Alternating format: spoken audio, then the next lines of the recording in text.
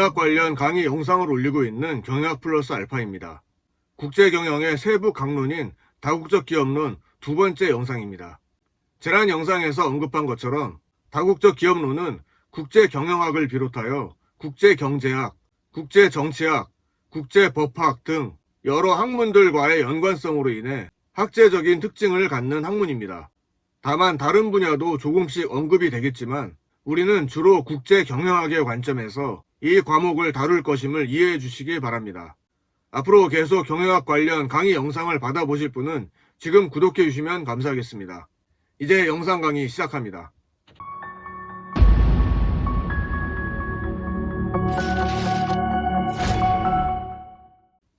지난 영상에서 우리는 다국적 기업의 특징에 대해 알아보았습니다. 다시 한번 간략히 정리해보면 다국적 기업은 상이한 국가의 국경선을 넘어서 경영활동을 행하는 기업체의 한 형태라고 이해할 수 있습니다. 따라서 다국적 기업을 일반 기업과는 전혀 다른 특수한 종류의 기업체로 이해하시면 안 되겠죠. 다국적 기업의 구조와 전략은 단일 국적을 갖고 있는 일반 기업들과 다를 것이 없습니다. 본질적으로 다국적 기업의 행동 원리는 단일 국적 기업과 다를 바가 없는 것입니다.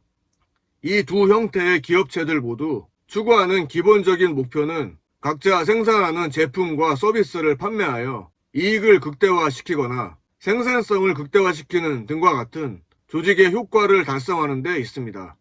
하지만 세부적으로 들어가 보면 단일 국적 기업과 다국적 기업은 분명히 차이점이 있을 것입니다. 이 차이점이 무엇인지 알아보면 다국적 기업의 특징을 도출해낼 수 있을 것입니다. 먼저 다국적 기업의 특징 첫 번째로 2개국 이상에서 경영활동을 한다는 점입니다. 즉 단일 국적 기업과의 가장 큰 차이점은 지리적 영역이 다르다는 점이라고 할 수 있습니다.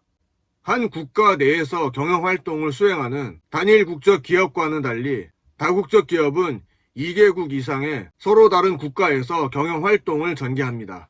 따라서 다국적 기업은 본사국, 즉 홈컨트리의 국내 경영 환경은 물론 해외 현지국, 즉 호스트 컨트리의 경영 환경도 고려한 기업 경영을 전개해야 한다는 것입니다. 두 번째로 복수 통화를 사용한다는 점이 단일 국적 기업과 다국적 기업의 차이로 이해됩니다. 단일 국적 기업은 국내 통화만 가지고도 거의 모든 국내 거래를 수행할 수 있는 반면에 여러 나라의 국경선을 넘어 경영활동을 하는 다국적 기업은 복수 통화를 거래의 매개 수단으로 삼습니다. 따라서 다국적 기업은 환율 변동에 따른 환위험에 노출될 수 있기 때문에 국제금융환경 변화에도 민감하게 대응해야 합니다. 이 환율에 관한 주제는 무역이나 국제경영 파트에서 중요한 학습 주제라고 할 수 있습니다. 세 번째로 다국적 기업은 단일 국적 기업보다 대규모라는 점입니다. 즉 거대한 경제력을 갖추고 있는 것이 다국적 기업의 특징입니다. 막대한 연구 개발 비용을 지출하고 있으며 기술 집약적이고 차별화된 제품을 생산, 판매하고 있습니다. 그뿐만 아니라 고도의 경영관리 기법을 보유하고 있어 현지국 기업에 대해 독점적 우위를 갖게 되는 경우가 많습니다.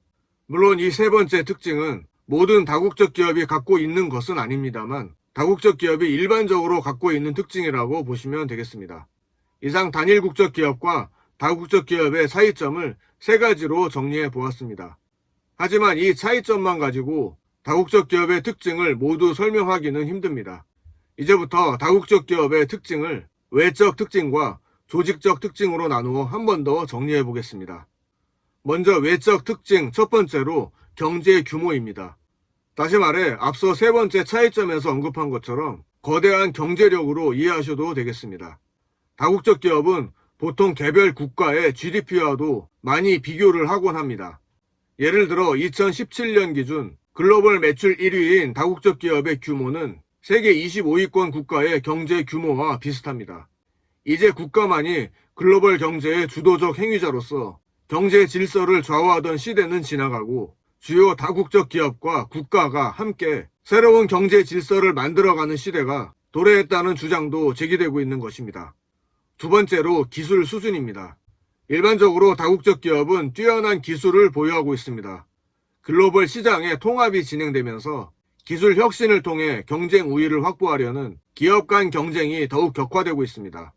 또한 기술력이 각국의 산업 특화 방향이나 경쟁력을 결정짓는 기술 주도형 분업 시대에 다국적 기업들은 경쟁자들보다 먼저 기술을 개발해 이를 상품화함으로써 독점적 우위를 확보해야 합니다. 따라서 대부분 다국적 기업들은 자신의 글로벌 경쟁력의 원천이 되는 더 높은 기술을 창조하고 보유하기 위해 다양한 노력을 하고 있습니다. 다음 세 번째로 국제성입니다. 여기서 기업의 국제성이 높다는 것은 그 기업의 소유권이 국제적으로 분산되어 있거나 최고 경영층의 국적이 여러 국가에 분산되어 있다든지 기업 경영자의 사고가 보다 국제적인 관점에서 이루어지고 있는 경우 등을 종합적으로 가리킵니다.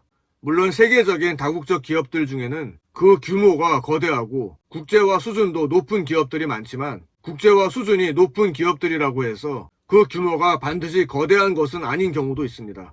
기업의 국제성을 설명하는 중요한 특징 중에 하나는 바로 이동성입니다. 각국의 비교 우위가 시시각각 변하는 동태적 분업 환경 하에서 다국적 기업의 가장 최적의 해외 생산 거점은 항상 변하기 마련입니다. 현재 임금 인상, 토지 가격 상승 등으로 인해 최적 생산 거점이 계속 변하게 되는 것입니다. 이러한 변화로 인해 생산 거점을 자주 옮기게 되는 경우 쉽게 진출하고 쉽게 철수하는 기업이라고 하여 철새 기업으로 비판을 받기도 하니 이 점 주의해야 할 것입니다. 외적 특징에 이어서 조직적 특징에 대해 알아보겠습니다. 다국적 기업은 하나의 기업이라기보다 여러 개 회사가 그룹을 이루는 형태의 기업 집단이라는 구조적 특징을 가지고 있습니다. 그래서 다국적 기업을 보다 정확히 말하면 법적으로는 각기 분리된 회사들이지만 모회사와 자회사가 하나로 기능하는 경제적 단일체라고 할 수 있습니다. 두 번째로 계층 구조의 조직이라는 특징을 갖습니다. 다국적 기업의 계층화란 다국적 기업이 본사의 전략본부, 지역본부, 단순 생산 거점 등 피라미드형으로 계층화된 조직 구조를 형성하고 이를 바탕으로 경영의 중앙 통제성을 발휘하고 있음을 의미합니다. 즉 다국적 기업의 가장 상층부에 본사의 전략본부가 차지하고 중간에는 일정한 지역을 총괄하는 지역본부가 위치하며 가장 아래에는 단순 생산 거점이 자리 잡고 본사의 전략본부를 중심으로 하여 위계화된 구조와 기능을 유지하고 있습니다. 이러한 다국적 기업의 조직 구조는 중앙 통제성의 정도에 따라 집권적 구조와 분권적 구조로 그 유형이 구분될 수 있습니다. 말 그대로 집권적 구조는 본사 내에 자회사 활동을 감독하고 통제하는 기구를 두어 본사를 정점으로 자회사들이 본사의 지휘와 통제에 따라 움직이는 조직입니다. 그리고 분권적 구조는 지역 또는 상품별로 경영상의 책임과 권한을 위양하는 형태입니다. 이 구조를 가진 다국적 기업의 자회사는 본사의 통제를 거의 받지 않고 독자적으로 경영활동을 수행하게 됩니다. 다음으로 다국적 기업을 지향해 가고 있는 현대 국제사회의 특징에 대해 알아보겠습니다. 지금까지 살펴본 다국적 기업화를 촉진시키고 있는 중요한 요인 중에 하나는 국제관계에 있어서 쌍무주의에서 다국적주의로 변천하고 있다는 점입니다. 여기서 쌍무주의란 양자주의 또는 지역주의라고도 합니다.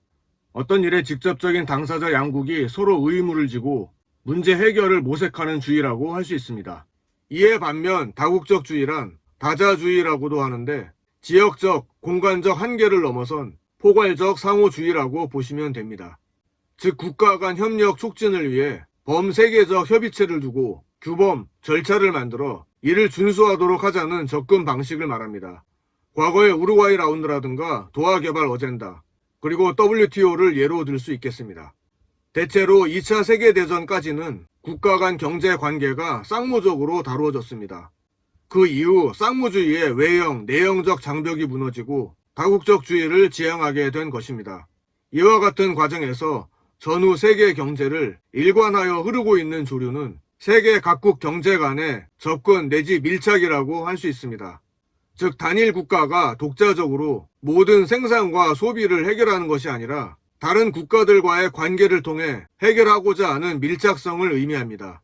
이러한 밀착성은 자본주의 경제권과 사회주의 경제권, 선진국이나 개발도상국이거나를 막론하고 어느 쪽에서나 찾아볼 수 있습니다. 이러한 결과로 무역 거래가 양적으로 확대되고 질적으로 심화되고 있으며 특히 미국과 중국을 중심으로 한 선진국 내에서 기업의 규모가 거대화되면서 외국 시장에서 이윤 추구의 기회를 포착하려는 기업의 국제화가 빠르게 진행되고 있습니다.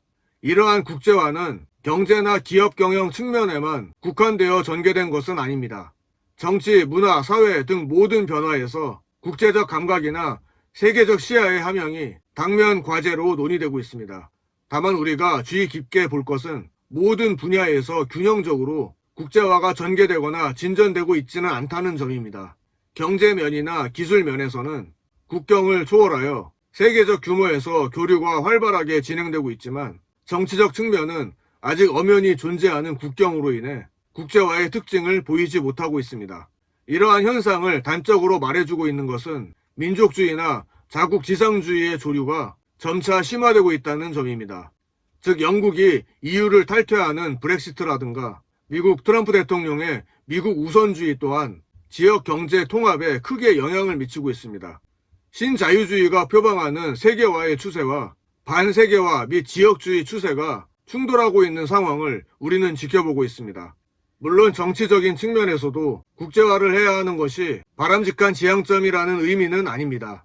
이 부분과 관련한 내용은 국제경영학 측면은 아니지만 민족주의라든가 국가의 미래에 관한 좋은 단행본들이 많이 나와 있으니 참고하시기 바랍니다.